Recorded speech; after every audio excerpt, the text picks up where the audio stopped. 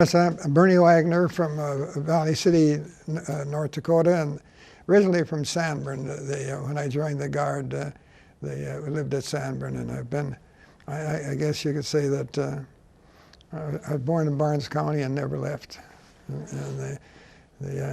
But my rank was Lieutenant Colonel. When I retired, I was a state maintenance officer stationed in Bismarck. When I finally had my retirement papers. Most of my duty probably was with the Valley City unit. I joined the Valley City unit in Company G, 164th Infantry, and I stayed with them most of my career in Valley City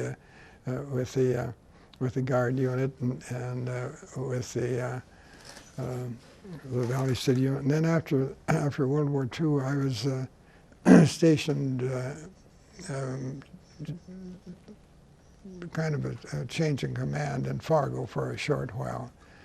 But until we got the 164 established again. But otherwise, it's more, my time has been in the Valley City Guard. Yeah. And you were born, I'm going to back up a little bit, you were born 90 years ago in February? I was born, and I was born in a hospital in Marion, North Dakota. That's just over the line, and when they talk about that, they had two doctors there, but there's nothing there now. It's smaller than Sanborn. I mean, it's a small, and and I really enjoyed the military.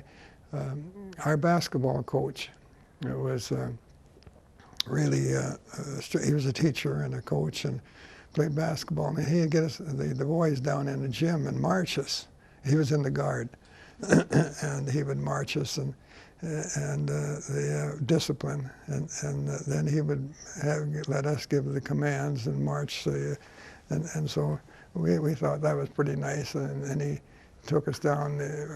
He got so we'd go down to the Guard just to sit in and watch. And he'd probably think back now he was recruiting possibly, mm-hmm.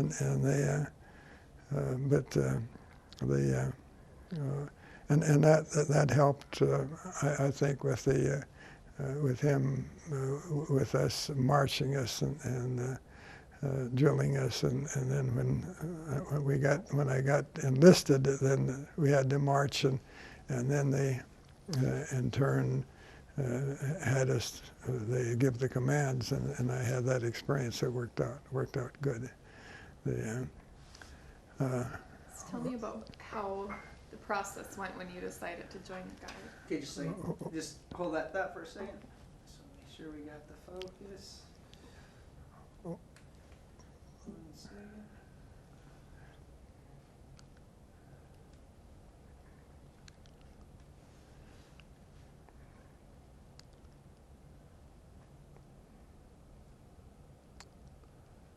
All right.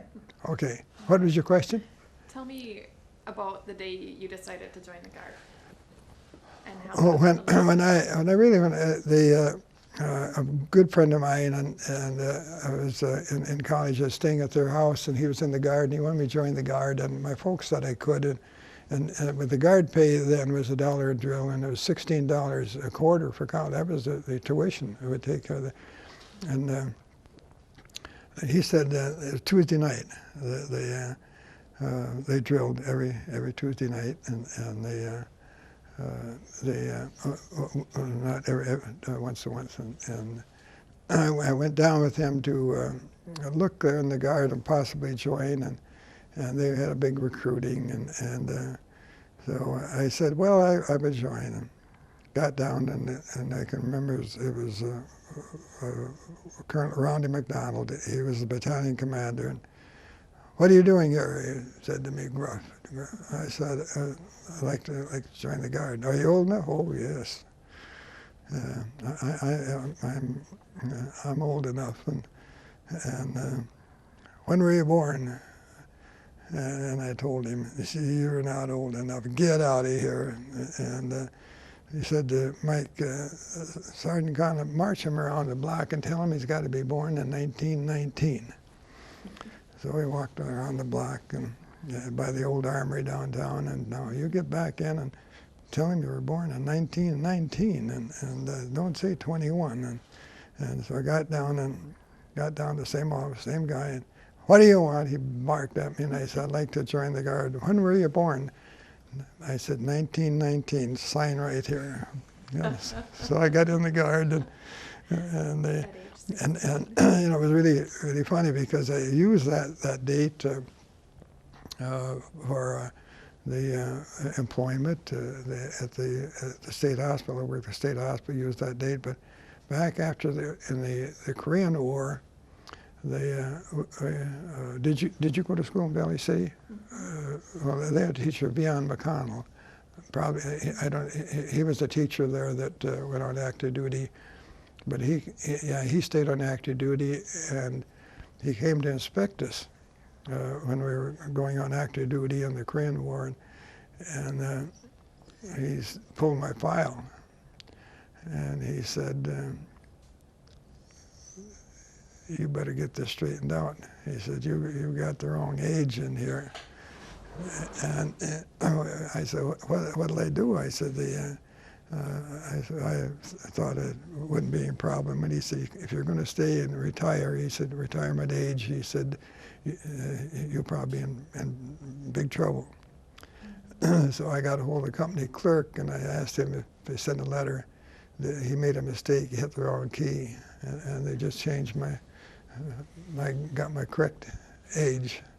But he said if I got to retirement, that the years that I had and the date of my enlistment, and I got my years on my retirement, but I didn't have any problem. Yeah. I just look. I didn't have forgotten what was in my pocket.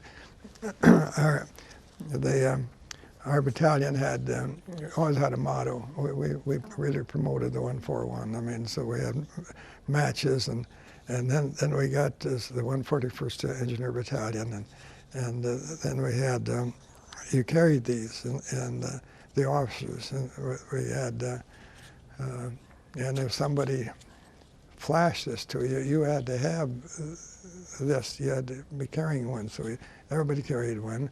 And if you flashed it and the guy had one, well then the one that flashed had to buy the drink. But if he didn't have one, he had to buy for the whole group. So everybody carried matches, and that's why I got this in my. That's why I got the. Oh, he wants to see it a little better on camera. That's really cool. Oh, okay. It looks like brand new. How many drinks did you have to buy? Well, I carried it. If I had one, you didn't have to. If they caught, and I've got a guy that carries them yet, and every time he sees me, he'll flash this on it, and I've got to buy it then if I don't have it. So then I said, I'm gonna carry this. This is when they went from engineers, and so they. So I didn't realize I had this in my pocket now or something. I quit smoking, so I don't need them for that. But I went the route on smoking and chewing, and I didn't chase girls.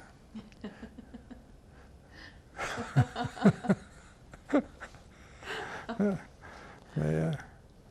where were we? Oh, I was asking about your rank. How long did it take you to acquire?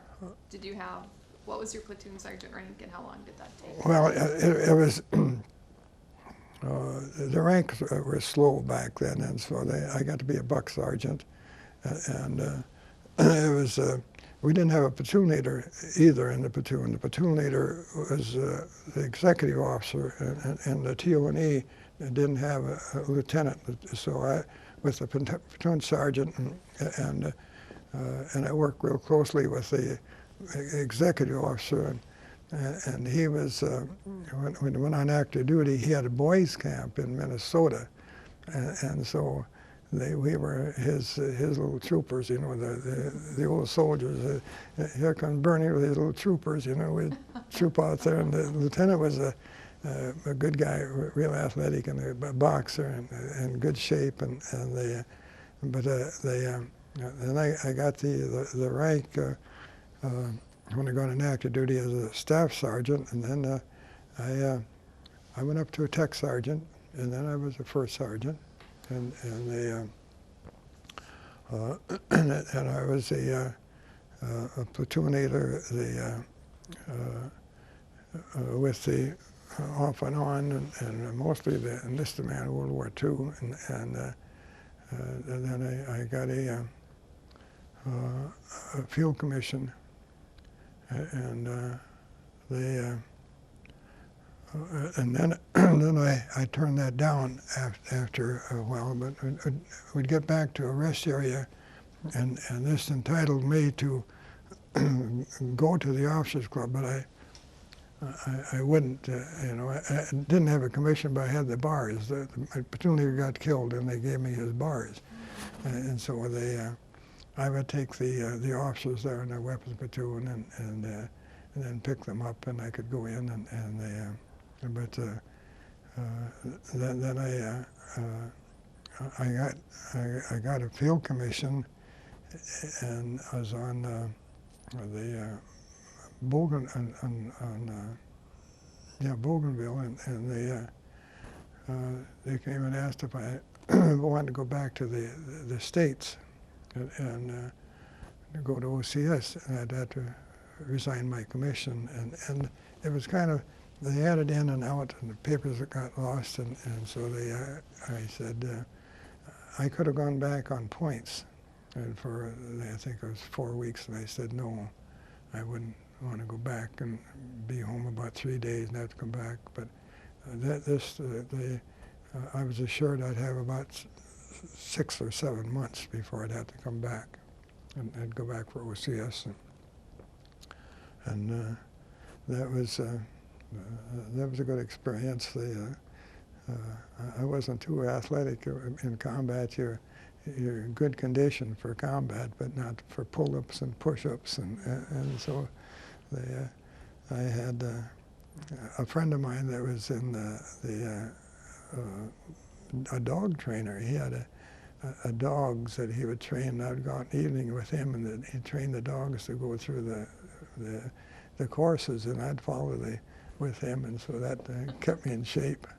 But he'd come over, and then we'd get all done, and we'd have to go, and we could get I think a pint of ice cream and for 10 cents at the PX, and so we'd get a pint of ice cream and share it with the dog and the two of us,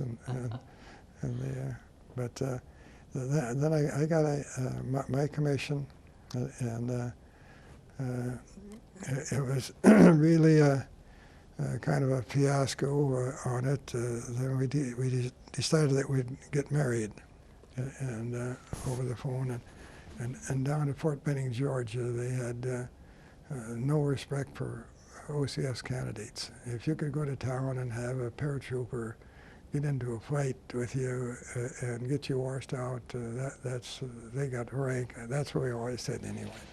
And so it was just for me, from being a first sergeant and then going to a second lieutenant, it wasn't a promotion for me, but it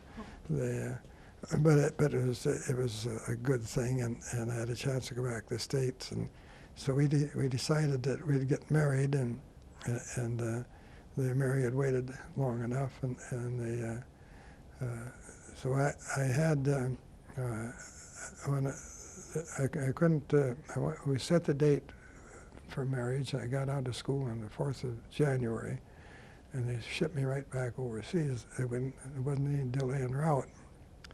And I had known the guy at the personnel office, and can you do something about this? We're going to get married. We're all set. And so he said, I can give you a delay en route of 10 days if you'll go to Germany as a second lieutenant. And well, I said, you've got to get a release from my unit in the South Pacific, and so I said I didn't want to go to Germany, but then I could get a delay en route, and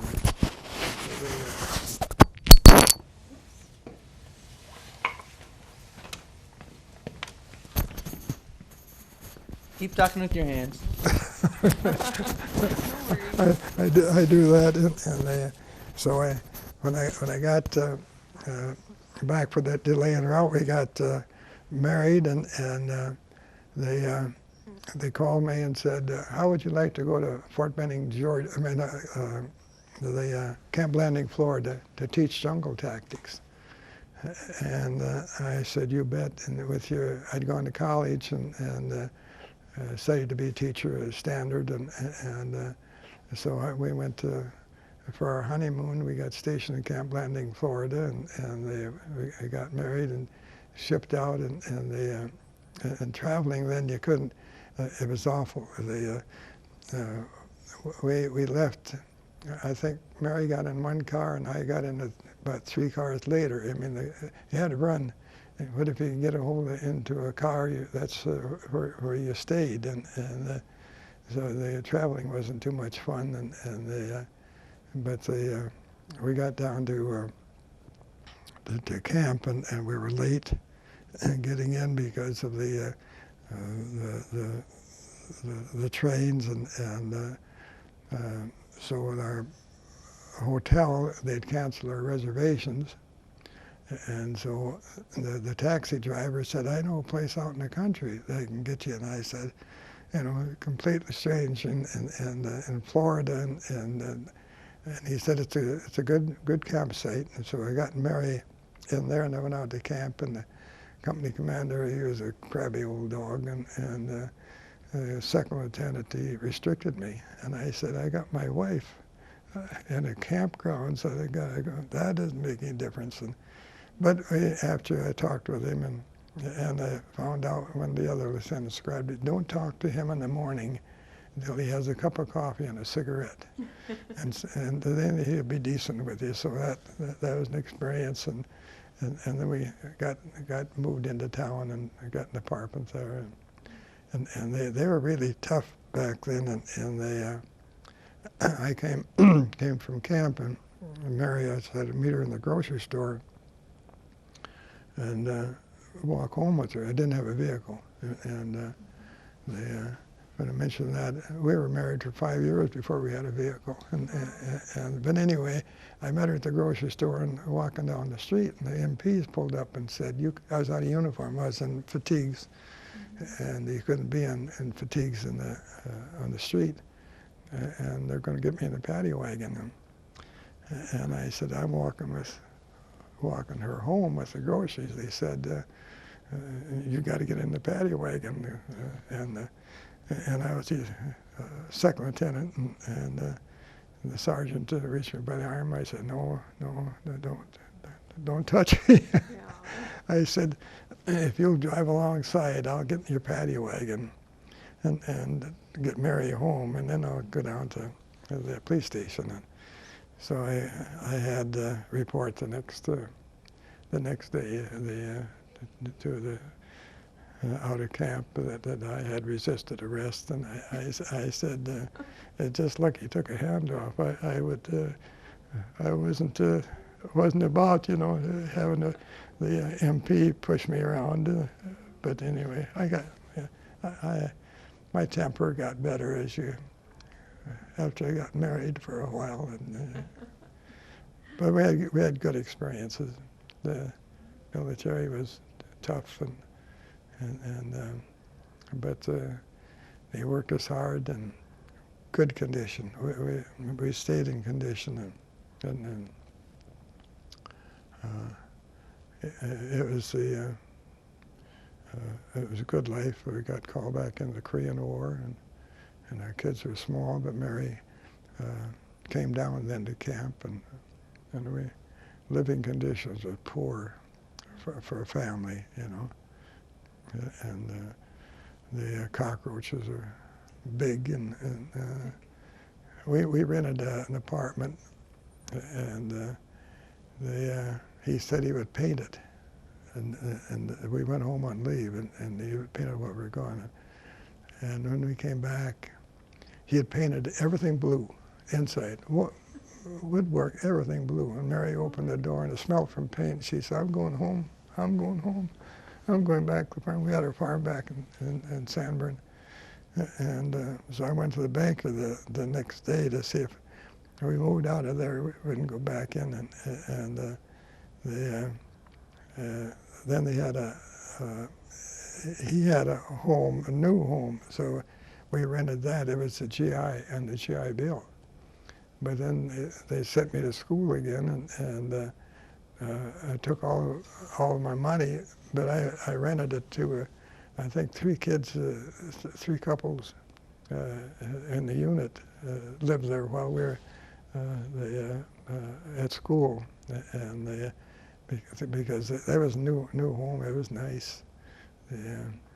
But it was tough for the family, but we survived. Yeah.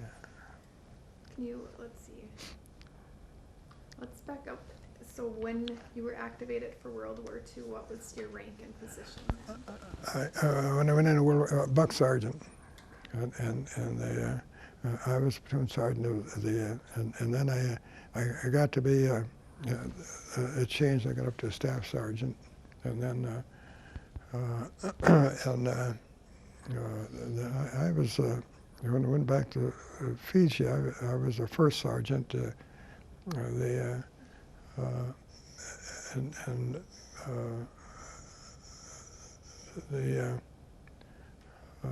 And I was in the hospital in Fiji with malaria and yellow jaundice, but I wanted to stay with my platoon, and then on New Caledonia, that before we were trained in going into combat, and there was 5 of us went to OCS in New Caledonia. That was before Guadalcanal, and we were going into that pretty strongly, and I wasn't too hip about doing that. And anyway, we got alerted, and the battalion commander, the last thing he said when we got into this truck, he said, "You stay to get commissioned. If you don't come back." And so they got alerted, and about 6 of the guys from the platoon come and said, "Won't you come back?" And I said, I can't. You go back and talk to the battalion commander, and if he will release me from, he said, I'll come back. So I quit OCS on New Caledonia and went back into combat with the guys as staff sergeant, and that was the I think when I think back, it was a good choice, and the platoon sergeant they had didn't know anything about weapons, and we had an outstanding crew. I had this one Indian that I talked about, Cliff Thompson, was head of the mortars, but we had a good crew in there. And if they seemed like the weapons platoon, it was kind of they had three platoons and the weapons platoon. I mean, it wasn't 4 platoons in the company, and so we had kind of some of the rowdy guys that in Montana when they got in trouble in Helena, they'd send them out to me, and I was a sergeant, and we got along good. That was a really good service there. With the I was guarding the Bozeman Pass, and the signal maintainer there got to be good friends. And so they had a boy and a girl, and they were of the Catholic faith, and I am. So they'd take me into church Sunday morning, and we had an understanding that I'd keep my guys away from little 16-year-old gal. She was a pretty little thing, but they liked us, and they had me over there, and the other guys, a couple of guys, would go there for supper. And then Mary came out, and they met them and got to be, and that's where we got engaged. And they were so good. We'd stick a flag out on the highway. The patrolman would stop if someone wanted to ride to town or catch it. And I had one guy that had the habit of going to town, and he wasn't a drinker, but he'd probably go in and have a beer or two, and then you go to a movie. You go to the movie free. I mean, they let you go to the movie. And then I would send in the 3/4 ton. I'd take it in and pick up the guys that went in for the movie and spend the dance in town. And he'd go to get about the 3rd row and go to sleep in the movie. It'd be warm and comfortable in there. And they'd keep the movie open until we'd get there to pick him up, and I'd pull up in front as my man in there, sound asleep, and so I'd wake him up and say, "It's time to go home." But that was kind of a ritual. He'd go in at least once a week to see a movie, but he'd fall asleep, and I'd pick him up and take him home. Yeah. Did you make a deal with the game warden in Montana as well? Did you make a deal with the game warden in Montana? Oh, well, it wasn't any deal. I mean, it was the signal maintainer was a good friend, and he said, "I've been alerted, Bernie, that the game warden is going to come and they're in check. They got someone had complained that we were shooting deer." Oh, I said, we wouldn't do that. And so the game warden came, and I visited with him, and he said, we got a complaint that, no. I said, we have fresh meat all the time. How do you get your supplies? They send them out from Helena, Montana, put them on a train, and we got fresh meat every day. They'll stop at the depot and drop our rations off, and always got fresh meat. And that's, but before that, I went, the section house was that's where we cooked and ate. And we had our deer up in the attic. And we'd butcher and hang the deer up there and then let it cure a little bit before we'd eat it. And he walked in and looked around in there. He said, "I have to take a look, see if you got." And he said, "How come? What's that up there?" I said, "Well, that's the attic." And what's up? I said, "I don't know." Well, he said, "It's nailed shut." I said, "I don't know. I don't know." And I hollered at the mess sergeant, "This is an Indian." I said, "How come?" I said, "That's been nailed shut." And Bernie, that when we moved in, that was nailed shut. So game warden said, "It looks like it's new nails to me." So I said, he knew what it was, and I said, "How about having dinner with us?" And because he was there over the noon hour, and what do you have? I said, "Beef, roast beef." And so we had dinner, and he got outside, and he said, "That's the best damn roast beef I've ever had." It was deer. And he didn't want to, he had a job to do, and we were getting, we didn't waste anything. This Indian was the cook, and he was a butcher,